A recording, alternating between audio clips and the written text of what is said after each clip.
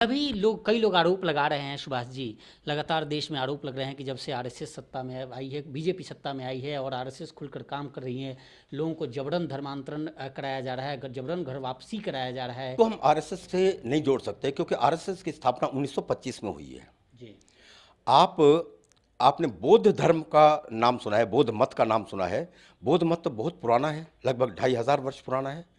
अब 2500 वर्ष सम्राट अशोक के समय में जब वो बौद्ध मत को उन्होंने ग्रहण कर लिया, बौद्ध मत को ग्रहण करने के पश्चात उन्होंने पूरा बौद्ध मत का प्रचार प्रसार आरंभ किया सब जगह।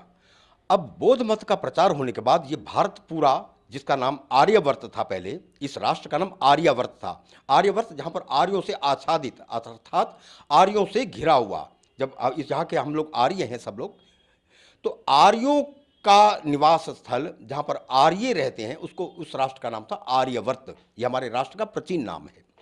अब आर्यवर्त में सब लोग बौद्ध हो गए थे।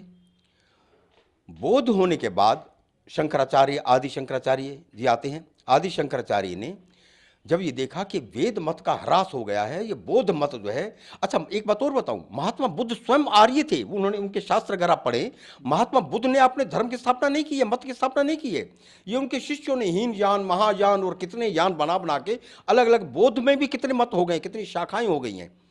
अब उन्होंने कहीं पर भी ये नहीं लिखा कि ये अलग मत में या अलग धर्म की स्थापना कर रहा हूँ, उन्होंने नहीं कहा। उन्होंने वैदिक धर्म की ही बात कही है। मैंने उनके शास्त्रों का अध्ययन किया है, बौद्ध मत के शास्त्रों का, अनेक शास्त्रों का, उनके 3-4 मुख्य रूप से शास्त्र हैं, उनका मैंने अध्ययन किया है। और अध्ययन करने के पश्चात मैंने देखा है, मैंने लेख भी लिखा है, इस पर पुस्तक भी लिखी है, और उसमें ये कहा, उसमें ये सिद्ध किया है कि बौद्ध ने, गौतम बुद्ध ने तो कहीं पर अलग धर्म की स्थापना की बात ही नहीं की है। इसी तरह से सिख मत जो है, किसी, अब गुरु नानक देव जी से उसका अगर हम आरंभ समझें, तो गुरु नानक देव जी ने कहीं पर, उन्होंने वेद और राम और कृष्ण की बात की है, उपनिषदों की बात की है, पुराणों की बात की है। उसी प्रकार जितने भी 10 गुरु हुए हैं, 10 गुरुओं में से किसी ने भी अलग धर्म की स्थापना नहीं की। धर्म तो होता ही एक है। महाराज गुरु गोविंद सिंह जी महाराज एक बहुत बड़े विद्वान थे, बहुत बड़े विद्वान थे। वो फारसी और संस्कृत के भी विद्वान थे। उन्होंने अपने शिष्यों को काशी में पढ़ने के लिए भेजा था विशेष रूप से, और उन्होंने भी कहीं पर अलग धर्म की स्थापना की बात नहीं की है।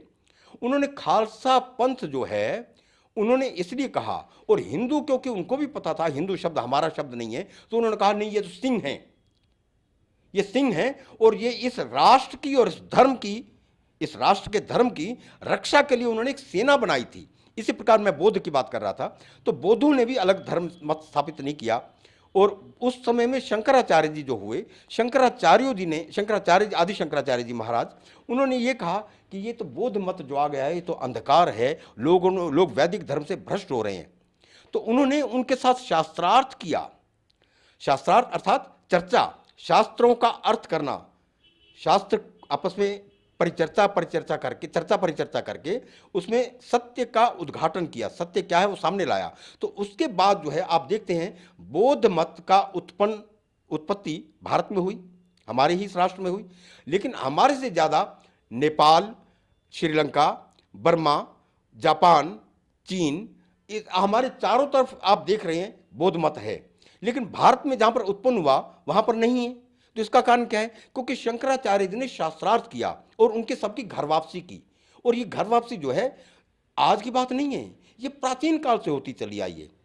अब हमारे पहले भी चारवाक मत और ये मत वो मत चलते थे, उस पर चर्चा करके, कहा जाता है कि महात्मा गांधी के बेटे को भी धर्मांतरण कराया गया था, वो भी मुस्लिम बन गए थे। लाला लाजपत राय के पिता का जिक्र कर रहे थे, जियाउल हक की बात आप कर रहे थे। जी, वो आधुनिक काल में हुआ। मैं संक्षिप्त में उसको, प्राचीन काल की शुद्धियों को, घर वापसी के कार्यों को समेटता हुआ वापस आपके इस विषय पर आता हूँ। तो उसके बाद शंकराचार्य जी महाराज के बाद शिवाजी महाराज, छत्रपति शिवाजी महाराज, उनके कुछ सैनिकों को मुगलों ने कैप्चर करके, उनको खींच के ले गए, अपहरण करके ले गए और उनको मुसलमान बना दिया। वापस में जब शिवाजी ने उनको लौटाया, तो लौटाने के बाद उनको वापस सनातन वैदिक धर्म में उनका वापसी की। और सनातन, इस प्रकार से जो घर वापसी का कार्य है ये पहले से चला आ रहा है। आरएसएस का इससे कोई संबंध नहीं है। एक बात और बता दूं आपको, आरएसएस तो शुरू में इस प्रक्रिया का ही विरोधी था।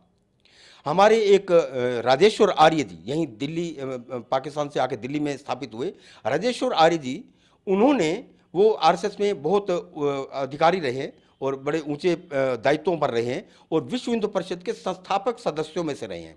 उन्होंने 7 बार विश्व हिंदू परिषद की बैठक में 7 बार ये प्रस्ताव रखा कि हमें घर वापसी का कार्यक्रम अपनाना चाहिए। जो लोग भ्रम के कारण, छल के कारण, लोभ के कारण, भय के कारण, तलवार दिखा के किसी न किसी कारण से इस्लाम में या लालच के कारण ईसाई बनाए गए हैं, हमें उनको, वो हमारे भाई हैं, हमारे उनके और हमारे पूर्वज एक हैं, तो हम एक ही पूर्वजों की संतान हैं, तो हमें उन पूर्वजों की एक संतान होने के कारण से वो हमारे सनातन वैदिक धर्म का ही अंग है, उन्हें हमें समझाकर वापस उनकी शुद्धि करनी चाहिए, अर्थात उनकी घर वापसी करनी चाहिए या उनका परिवर्तन करना चाहिए। तो उन्होंने राजेश्वर आर्य जी ने यह प्रस्ताव 7 बार रखा, 7 बार उनका प्रस्ताव निरस्त कर दिया गया, स्वीकार नहीं किया गया। 8वीं बार विश्व हिंदू परिषद की बैठक में, कार्यकारिणी की बैठक में वो प्रस्ताव स्वीकृत किया गया। तो विश्व हिंदू परिषद और आरएसएस जो है ये पहले तो इसके समर्थक ही नहीं थे, इसका समर्थन नहीं करते थे। फिर आती है स्वामी महर्षि दयानंद जी की बात। महर्षि दयानंद जी के समय में भी सैकड़ों घर वापसियां हुई। देहरादून में भी एक मुस्लिम थे, उन्होंने अपनी इच्छा से अपना नाम अलखधारी, उनको महर्षि दयानंद जी को, सरस्वती जी महाराज को कहा कि मैं वैदिक धर्म को स्वीकार करना चाहता हूं और मैं चाहता हूं मेरा नाम अलखधारी रखें, क्योंकि मैं जगह जगह अलख जगाकर वैदिक धर्म का, सनातन वैदिक धर्म का प्रचार करूंगा, अपने जो मूल धर्म है उसी का प्रचार करूंगा। उन्होंने उनकी शुद्धि की, घर वापसी की। उसके पश्चात उन्होंने सैकड़ों और शुद्धियां की। उसके पश्चात इस आंदोलन को, इस कार्य को, इस विचार को जो आंदोलन का रूप दिया वो थे आर्य समाज के सन्यासी, आर्य सन्यासी स्वामी श्रद्धानंद जी महाराज। स्वामी श्रद्धानंद जी महाराज एक बहुत बड़ी विभूति हुई हैं। उन्होंने गुरुकुलों की स्थापना की। उन्होंने ये घर वापसी का कार्य को, शुद्धि कार्य को एक आंदोलन का स्वरूप देकर 20 से 25 लाख घर वापसियां की थी उस समय में। आगरा, मथुरा बेल्ट में जो राजपूत, मलकाना राजपूत थे और मूले जाट थे, इनकी गांव के गांव वापस घर वापसियां की। और ये इस शुद्धि आंदोलन से घबराकर इलियास मोहम्मद इलियास, जो जिन्होंने तबलीगी जमात बनाई है, वो घबराकर उन्होंने 1925 में, ये 1923 में स्वामी श्रद्धानंद जी ने उससे कार्य तो स्वामी श्रद्धानंद जी ने 1908 से आरंभ कर दिया था घर वापसी का, लेकिन उसको बाद में 1923 में मुख्य रूप से आंदोलन का रूप देकर बड़े स्तर पर, बड़े पैमाने पर इस कार्य को आरंभ किया। तो इस कार्य से घबराकर 1923 को भारतीय हिंदू शुद्धि सभा की स्थापना की।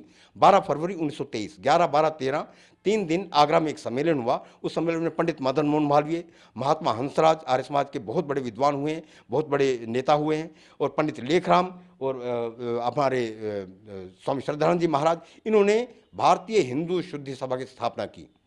उस सभा के माध्यम से उन्होंने, स्वामी श्रद्धानंद जी ने बहुत, मैंने जैसे बताया, 20 से 25 लाख घर वापसियां की। तो उनकी बाद में उनका जो उनका बलिदान हुआ, बलिदान भी उनका इसी एक बेगम अख्तरी थी, बेगम उनकी शुद्धि हुई थी, उनका नाम उन्होंने शांति देवी रखा था।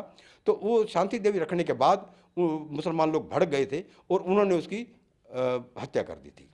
हत्या करने के बाद महात्मा गांधी भी उस हत्यारे के पक्ष में आ गए थे। महात्मा गांधी, उनको महात्मा तो प्रचलित हो चुका है, लेकिन अगर वो महात्मा होते तो उसको उन्होंने भाई कहा। जो स्वामी श्रद्धानंद जी का जो हत्यारा था, हत्यारे को अपना भाई कहते हुए उसका समर्थन किया कि उनको इस बात का हक है, उनको इस बात का अधिकार है हत्या करना।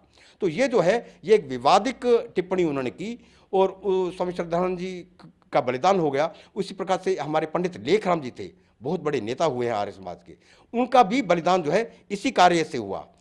इस तरह से महाशय राजपाल थे, महाशय राजपाल जी का भी बलिदान इस तरह से इसी कार्य के लिए हुआ। तो इस प्रकार से ये शुद्धि का कार्य जो है बहुत लंबे समय से चला आ रहा है और इसका आरएसएस, विश्व हिंदू परिषद या इसमें एक जो आप बता रहे थे कि गांधी जी के लड़के भी कभी मुस्लिम धर्म अपना रहे थे, लाला लाजपत राय के पिता की बात कर रहे थे, जियाउल हक की बात कर रहे थे। मैं ये पुस्तक दिखा रहा हूँ आपको जी। इस पुस्तक का नाम है शुद्धि आंदोलन और मुस्लिम विद्वानों की घर वापसी। इसमें आप पढ़ेंगे, इसमें आपने महात्मा गांधी जी के पुत्र थे, महात्मा गांधी के पुत्र थे हीरालाल, उनको किसी कारण से उनको मुस्लिम बना दिया गया, इस्लाम में दीक्षित कर दिया गया। जब महात्मा गांधी जी की पत्नी को, कस्तूरबा गांधी को, जब ये इसको लेके बहुत विचलित हो गई, बहुत दुखित हो गई, तो उन्होंने आर्य समाज लाहौर में जाके निवेदन किया उन्होंने कि ऐसे ऐसे आप कृपया करके उसको वापस उसको धर्म में लेके आइए। तो उनकी शुद्धि की गई, वापस में उनका हीरालाल पहले नाम था, फिर उनका मुस्लिम नाम बीच में हो गया, तो उस मुस्लिम नाम को परिवर्तित करके उनका नाम हरिलाल रख दिया गया। तो बाद में वो हरिलाल के नाम से वापस उनकी घर वापसी हुई। इसी तरह से लाला लाजपत राय जी का भी नाम आप अभी बता रहे थे, लाला लाजपत राय जी के जो पिताजी थे वो इस्लाम से काफ़ी प्रभावित थे। इस्लाम से प्रभावित थे तो वो इस्लाम में मस्जिदों में जाते थे, नमाज पढ़ते थे और एक बार तो सीढ़ियाँ चढ़ के वो मस्जिद में जा रहे थे, कलमा पढ़ने वाले थे और वो अपना इस्लामीकरण करने जा रहे थे, इस्लाम धर्म में दीक्षित होने जा रहे थे, एक मुसलमान बनने जा रहे थे। तो उनको किसी तरह से वो सीढ़ियों से वापस ला के उनको समझाया गया और आर्य समाज की पुस्तक है सत्यार्थ प्रकाश, महर्षि दयानंद जी द्वारा लिखी हुई बहुत क्रांतिकारी पुस्तक है।